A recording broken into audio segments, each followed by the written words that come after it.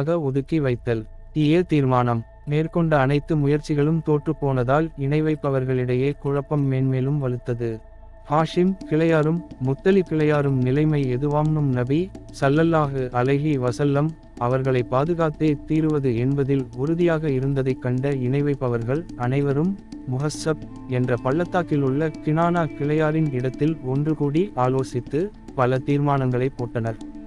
அவையாவன: ஹாஷிம் மற்றும் முத்தலிப் கிளையாரிடம் திருமண உறவு, கொடுக்கல் வாங்கல், அவர்களுடன் அமர்வது, அவர்களுடன் பழகுவது, அவர்களது வீட்டுக்கு செல்வது, அவர்களிடம் பேசுவது, அவர்களுக்கு கருணை காட்டுவது, ஹாஷிம் கிளையார்களின் சமரச பேச்சை ஏற்பது போன்ற எந்த செயலும் செய்யக்கூடாது. முகம்மதை அவர்கள் நம்மிடம் ஒப்படைக்கும் வரை நாம் இதை கடைபிடிக்க வேண்டும் என்று தீர்மானம் எழுதினர். இவ்வுடன்படிக்கையை பகீர் இப்னு ஆமிர் இப்னு ஹாஷிம் என்பவன் எழுதினான். நபி ஸல்லல்லாஹு அலைஹி வஸல்லம் அவர்களின் சாபத்திற்கு ஆளான இவனது கை சூம்பிவிட்டது. சஹீஹுல் புகாரி. இந்த உடன்படிக்கை எழுதப்பட்டு காஃபாவில் தொங்கவிடப்பட்டது. ஹாஷிம் முத்தலிபின் கிளையால் அபூலஹபை தவிர ஏனைய நிராகரிப்பவர்கள் மற்றும் முஸ்லிம்கள் என அனைவரும் அபூதாலிப் கணவாயில் ஒதுக்கி வைக்கப்பட்டனர். இது நபித்துவத்தின் 7ஆம் ஆண்டு முஹர்ரம் மாதம் தலைப்பிறையில் நடந்தது. கணவாய் அபூதாலிபில் 3 ஆண்டுகள். இக்காலகட்டத்தில் அவர்களிடம் இருப்பிலிருந்த உணவுகளும் தானியங்களும் முடிந்து விட்டன. இணை வைப்பவர்கள் மக்காவுக்கு வரும் உணவுகளையெல்லாம் முந்தி சென்று வாங்கிக் கொள்வார்கள். இவர்கள் உண்ணுவதற்கு ஏதுமின்றி இலைகளையும் தோள்களையும் சாப்பிடும் இக்கட்டுக்கு ஆளாயினர். பசியினால் பெண்களும் சிறுவர்களும் அழும் குரல்கள் கணவாய்க்கு வெளியிலும் கேட்கும். மிக இரகசியமாகவே தவிர எந்த உதவியும் அவர்களுக்கு கிடைக்காது. மதிப்புமிக்க மாதங்களில்தான் தங்களின் தேவைகளுக்குரிய சாமான்களை வாங்கிக் கொள்ள முடிந்தது. மக்காவுக்கு வரும் வியாபார கூட்டங்களிடமிருந்து மக்காவிற்கு வெளியில்தான் அவர்களால் பொருட்கள் வாங்க முடிந்தது. இருந்தும் இவர்களால் வாங்க முடியாத அளவிற்கு மக்காவாசிகள் அப்பொருட்களின் விலைகளை உயர்த்தினர். சில சமயம் ஹகீம் இப்னு ஹிசாம் தனது மாமி, தந்தையின் சகோதரி கதீஜாவிற்காக கோதுமை மாவை எடுத்துச் செல்வார். ஒருமுறை அபூஜஹல் வழிமறித்து அவர் எடுத்துச் செல்வதை தடுத்து கொண்டிருந்தான். அபூபுக்த தலையிட்டு அபூஜஹலிடமிருந்து அவரை காப்பாற்றினார். நபி ஸல்லல்லாஹு அலைஹி வஸல்லம் அவர்களின் மீது அபூதாலிபுக்கு எப்போதும் எதிரிகளை பற்றிய அச்சம் இருந்தது. அதற்காக நபி ஸல்லல்லாஹு அலைஹி வஸல்லம் அவர்களை தனது விரிப்பில் தூங்கச் சொல்வார். அனைவரும் தூங்கியதற்கு பின் தனது பிள்ளைகள் அல்லது சகோதரர்கள் அல்லது தனது சிறிய பெரியதந்தையின் பிள்ளைகள் ஆகியோர் யாரையாவது ஒருவரை நபியவர்களை படுக்க வைத்த தனது விரிப்பில் மாற்றி உறங்க வைத்துவிட்டு நபி ஸல்லல்லாஹு அலைஹி வஸல்லம் அவர்களை வேறு விரிப்பில் படுக்க வைத்து விடுவார்கள். மக்கள் தூங்குவதற்கு முன் கொலைக்காரர் யாராவது நபி ஸல்லல்லாஹு அலைஹி வஸல்லம் அவர்களை கண்காணித்தால் அவர்களை திசை திருப்புவதற்காக இவ்வாறு செய்வார்கள். இந்நிலையிலும் நபி ஸல்லல்லாஹு அலைஹி வஸல்லம் அவர்களும் முஸ்லிம்களும் ஹஜ்ஜுடைய காலங்களில் வெளியே புறப்பட்டு மக்களை சந்தித்து அவர்களை இஸ்லாமின் பக்கம் அழைப்பார்கள். இந்நேரத்தில் அபூலஹப் செய்து வந்த செயல்கள் பற்றி முன்பே நாம் கூறியிருக்கின்றோம். கிழிக்கப்பட்டது தீர்மானம்.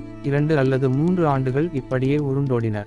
குறைஷிகள் இந்த ஒப்பந்தத்தை எழுதினாலும் அவர்களில் சிலர் இந்த ஒப்பந்தத்தை ஆரம்பத்திலிருந்து வெறுத்தே வந்தனர்.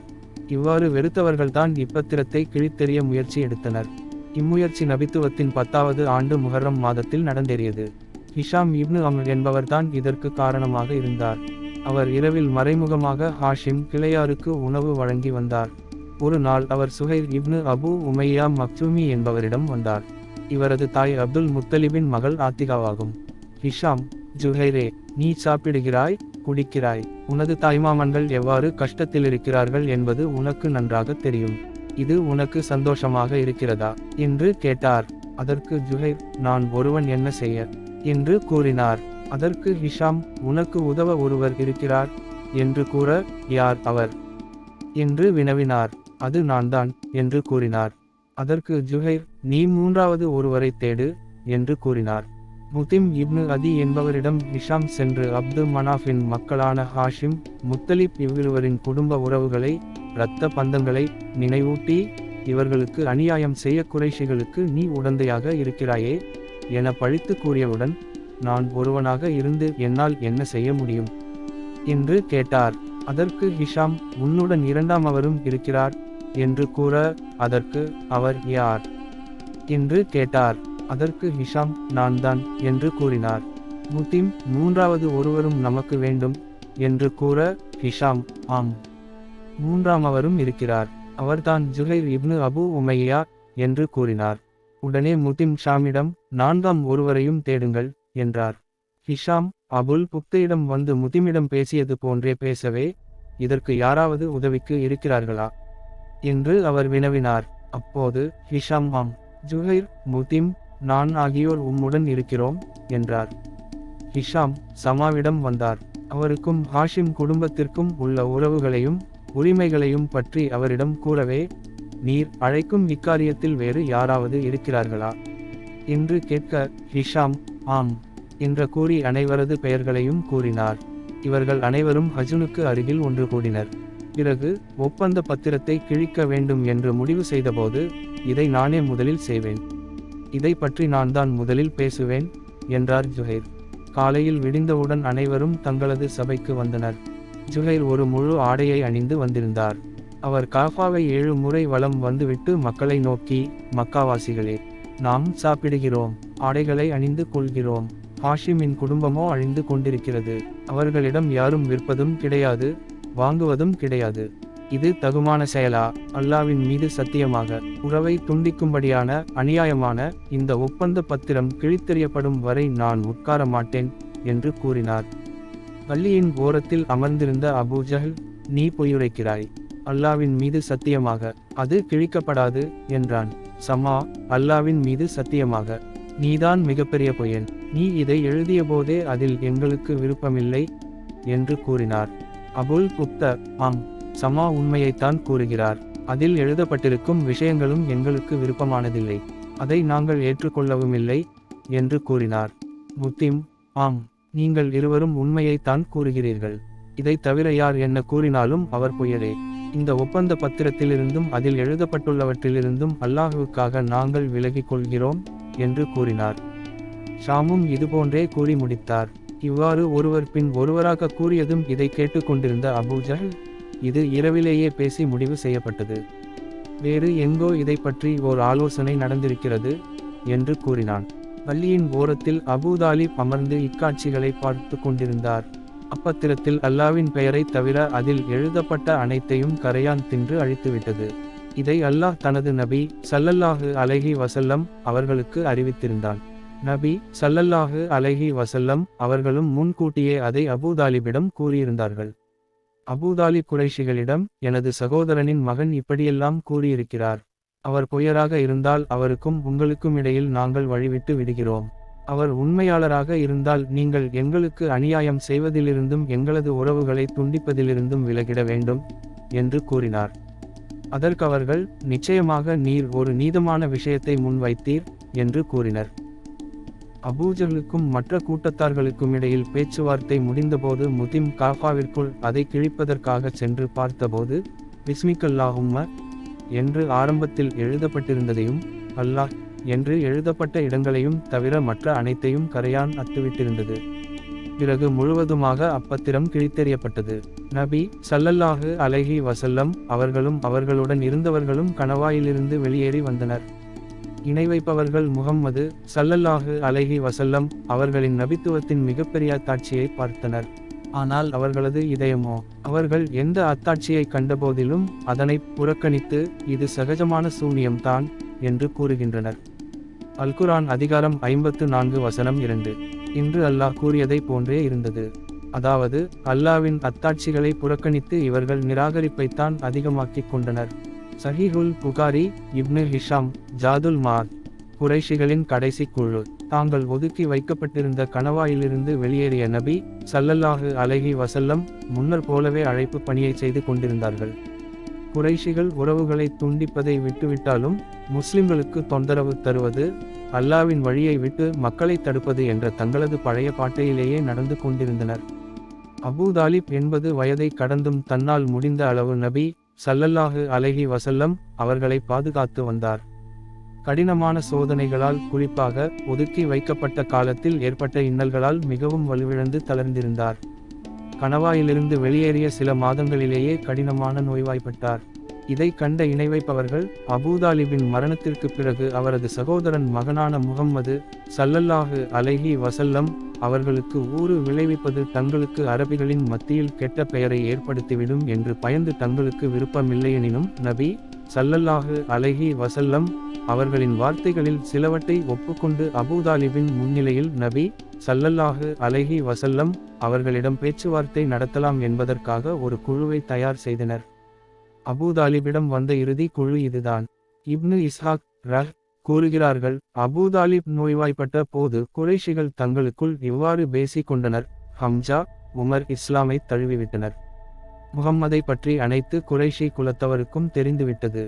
நாம் அபூதாலிபிடம் செல்வோம், தனது தம்பி மகனை அவர் கட்டுப்படுத்தட்டும், நம்மிடமும் அவருக்காக ஏதாவது ஒப்பந்தத்தை வாங்கிக் கொள்ளட்டும். இல்லையெனில் மக்கள் நமது கட்டுப்பாட்டுக்கு கீழ் இல்லாமல் மீறி விடுவார்கள் என நாம் அஞ்ச வேண்டியுள்ளது. மற்றொரு அறிவிப்பில் வருவதாவது, இந்த கிழவர் இறந்த பின் அவருக்கு முகம்மதுக்கு ஏதாவது ஆகிவிட்டால் அரபுகள் முகம்மதுடைய பெரியதந்தை இறந்த பின் முகம்மதுக்கு கெடுதிகள் செய்கின்றனர், அவர் உயிருடன் இருக்கும்போது இவரை விட்டுவிட்டார்கள் என்று குறை கூறுவார்களோ என நாம் அஞ்ச வேண்டியுள்ளது என தங்களுக்குள் பேசிக் கொண்டனர். உத்பா, ஷைபா, அபூ ஜஹல், உமையா, அபூ சுஃபியான், இப்னு ஹர்ப் போன்ற குறைஷி தலைவர்களில் சிலர் தங்களது கூட்டங்களில் உள்ள 25 நபர்களை சேர்த்துக்கொண்டு அபூதாலிபிடம் பேசுவதற்காக வந்தனர்.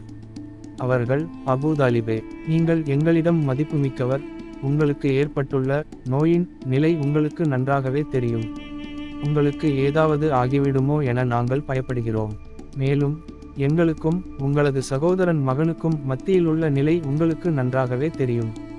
ஆதலால் அவரை இப்போது அழைத்து அவரிடமிருந்து எங்களுக்கு சில வாக்குறுதிகளை வாங்கிக் கொடுங்கள். எங்களிடமிருந்தும் அவருக்கு சில வாக்குறுதிகளை வாங்கிக் கொடுங்கள். எங்களை எங்களது மார்க்கத்தில் விட்டு விடட்டும், அவரை அவரது மார்க்கத்தில் விட்டு விடுகிறோம். எங்களது மார்க்கத்தை அவர் குறை கூறாமல் இருக்கட்டும் என கூறினார்கள்.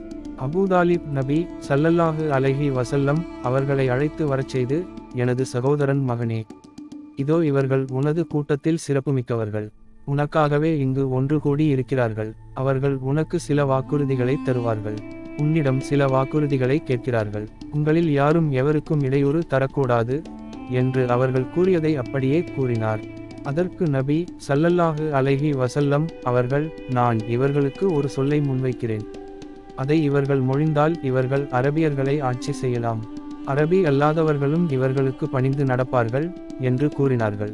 மற்றொரு அறிவிப்பில் அபூதாலிபை நோக்கி, நான் இவர்களை ஒரே வார்த்தையில் இணைக்க விரும்புகிறேன், அதை இவர்கள் கூறும்போது அரபிகள் இவர்களுக்கு பணிந்து நடப்பார்கள், அரபி அல்லாதவர்கள் இவர்களுக்கு வரி செலுத்துவார்கள் என்று நபி ஸல்லல்லாஹு அலைஹி வஸல்லம் அவர்கள் கூறினார்கள். மற்றொரு அறிவிப்பில் வருவதாவது, எனது தந்தையின் சகோதரரே, அவர்களுக்கு ஏற்றமான ஒன்றை நோக்கி அவர்களை நான் அழைக்க வேண்டாமா என்று நபி ஸல்லல்லாஹு அலைஹி வஸல்லம் கேட்க, நீ அவர்களை எதன் பக்கம் அழைக்கிறாய் என்று அவர் கேட்டார். அதற்கு நபி ஸல்லல்லாஹு அலைஹி வஸல்லம் அவர்கள் ஒரு வாக்கியத்தை சொல்ல வேண்டும் என்றுதான் அழைக்கிறேன். அந்த வாக்கியத்தால் அரபியர்கள் அவர்களுக்கு பணிவார்கள், அரபி அல்லாதவர்களையும் அவர்கள் ஆட்சி செய்யலாம் என்று நபி ஸல்லல்லாஹு அலைஹி வஸல்லம் கூறினார்கள். இப்னு இஸ்ஹாக் அவர்களின் அறிவிப்பில் வருவதாவது, ஒரே ஒரு சொல்லை அவர்கள் சொல்லட்டும், அதனால் அவர்கள் அரபியர்களை ஆட்சி செய்யலாம், அரபி அல்லாதவர்களும் அவர்களுக்கு பணிந்து நடப்பார்கள் என்று நபி ஸல்லல்லாஹு அலைஹி வஸல்லம் கூறினார்கள். இதை கூறி முடித்தவுடன் இவ்வளவு பயன்தரும் சொல்லை எப்படி மறுப்பது, என்ன பதில் கூறுவது என்று தெரியாமல் அனைவரும் திகைத்து அமைதி காத்தனர். பிறகு அபூ ஜஹல், அது என்ன சொல், உமது தந்தையின் மீது சத்தியமாக நாங்கள் அதையும் கூறுகிறோம், அதுபோன்று 10 சொற்களையும் கூறுகிறோம் என்று கூறினான். அப்போது நபி ஸல்லல்லாஹு அலைஹி வஸல்லம் அவர்கள், லா இலாஹ இல்லல்லாஹ் என்று கூறி அல்லாஹ்வை தவிர நீங்கள் வணங்கும் அனைத்தையும் விட்டு விலகிவிட வேண்டும் என்று கூறினார்கள். உடனே அவர்கள் தங்கள் கைகளை தட்டிக்கொண்டு, முகம்மதே, என்ன கடவுள்களை எல்லாம் ஒரே கடவுளாக ஆக்க பார்க்கிறாயா, உனது பேச்சு மிக ஆச்சரியமாக இருக்கின்றதே என்றார்கள். பிறகு அவர்களில் சிலரிடம், அல்லாவின் மீது சத்தியமாக நிச்சயம் வாக்குறுதிகளில் நீங்கள் விரும்பும் எதையும் இவர் உங்களுக்கு கொடுக்க மாட்டார், நீங்கள் எழுந்து செல்லுங்கள், அல்லாஹ் உங்களுக்கும் அவருக்கும் மத்தியில் தீர்ப்பு அளிக்கும் வரை உங்களது மூதாதையரின் மார்க்கத்திலேயே நிலைத்திருங்கள் என்று கூறினார்கள். அதற்கு பின் அனைவரும் பிரிந்து சென்று விட்டனர். இவர்கள் விஷயத்தில்தான் இந்த வசனங்கள் அருளப்பட்டன. சாத் நல்லுபதேசங்கள் நிறைந்த இந்த குரானின் மீது சத்தியமாக, இது நம்மால் தான் அருளப்பட்டது. இதனை நிராகரிப்பவர்கள் பெரும் குரோதத்திலும் விரோதத்திலும் மூழ்கி இருக்கின்றனர். இவர்களுக்கு முன்னர் இவ்வாறு இருந்த எத்தனையோ வகுப்பாரை நாம் அழித்திருக்கின்றோம். வேதனை வந்த சமயத்தில் அவர்கள் எல்லோரும் உதவி தேடி கூச்சலிட்டார்கள். அது வேதனையிலிருந்து தப்பித்து கொள்ளக்கூடிய நேரமாக இருக்கவில்லை. அவர்களுக்கு அச்சமூட்டி எச்சரிக்கக்கூடிய ஒரு தூதர் ஆகிய நீங்கள் அவர்களிலிருந்தே அவர்களிடம் வந்ததை பற்றி அவர்கள் ஆச்சரியப்பட்டு, இவர் மிக பொய் சொல்லும் சூனியக்காரர்தான் என்று உங்களை பற்றி அந்த நிராகரிப்பவர்கள் கூறுகின்றனர். என்ன, இவர் நம் தெய்வங்கள் அனைத்தையும் பொய்யென கூறி வணக்கத்திற்குரியவன் ஒரே இறைவன்தான் என்று ஆக்கிவிட்டாரா? மெய்யாகவே இது ஓர் ஆச்சரியமான விஷயம்தான் என்று கூறி அவர்களிலுள்ள தலைவர்கள் மற்றவர்களை நோக்கி, இவரை விட்டு நீங்கள் சென்று விடுங்கள். உங்கள் தெய்வங்களை ஆராதனை செய்வதில் நீங்கள் உறுதியாக இருங்கள். உங்கள் தெய்வங்களை கைவிடும்படி கூறும் இவ்விஷயத்தில் ஏதோ சுயநலந்தான் கருதப்படுகின்றது என்று கூறிக்கொண்டே சென்று விட்டனர். முன்னுள்ள வகுப்பாலும் இதனை நாம் கேள்விப்பட்டதில்லை. இது இவரால் புனையப்பட்டதே அன்றி வேறில்லை என்றும், நம்மை விட்டு இவருக்கு மட்டும்தானா வேத உபதேசம் இறக்கப்பட்டு விட்டது என்றும் கூறினார்கள். அல்குரான் அதிகாரம் 38 வசனம் 1 முதல் 8 வரை. இப்னு ஹிஷாம், திர்மிதி, முஸ்னது அபி இலா, இப்னு ஜரீர்.